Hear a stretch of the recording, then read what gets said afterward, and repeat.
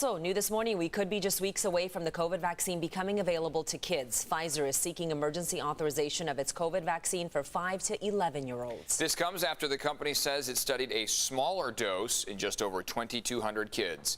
A top FDA official has said that pediatric studies should be large enough to rule out higher risks to kids. News 8's Evan Ronnie is live outside Rady Children's Hospital now with some local reaction, as well as what's next in the process here. Good morning, Evan. Good morning, Eric. That's right. This is news that comes to a lot of families at a time when more than 5 million kids have tested positive for COVID-19. More than 400 children have died due to COVID-19. And while kids have a lower rate of contracting the virus, there is still that high number of spread, especially because of kids going back in the classroom and because of the contagious Delta variant. So now Pfizer announcing yesterday that in the group of 5 to 11-year-olds that they've studied this vaccine on, they say the vaccine is safe and effective for those kids. They're hoping to move forward now with emergency FDA approval. We want to see long-term studies, and then ultimately there needs to be choice. Families need to be able to make these medical decisions themselves. If they wanted to rush it, they could have, but this shows that that rigor is not lacking.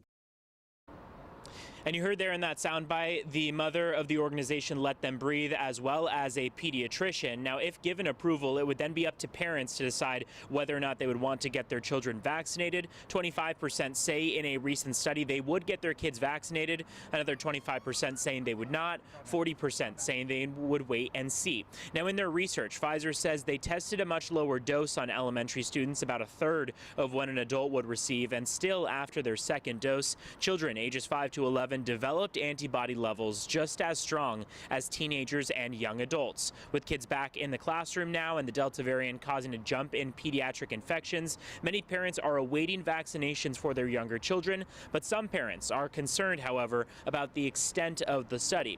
Pfizer says it studied the lower dose in 2,268 kindergartners and elementary school-age kids. Pfizer noted the study is not large enough to detect any extremely rare side effects such as the heart inflammation that sometimes occurs after the second dosage. So this now moves on to what Pfizer will do in terms of bringing that information to the FDA for emergency use authorization. They have not actually received that authorization yet and haven't even brought that information to the FDA. They'll need to compile the data and the studies that they've put together in order to receive that approval after the FDA goes through their process of discovering whether or not this is safe and effective for those children as well. Then they will have to give their stamp of approval. The FDA saying that that could happen as early as about the Halloween time, at least the former commissioner of the FDA saying that. So it is still now a waiting game as to how long it will take for this vaccine to receive that emergency use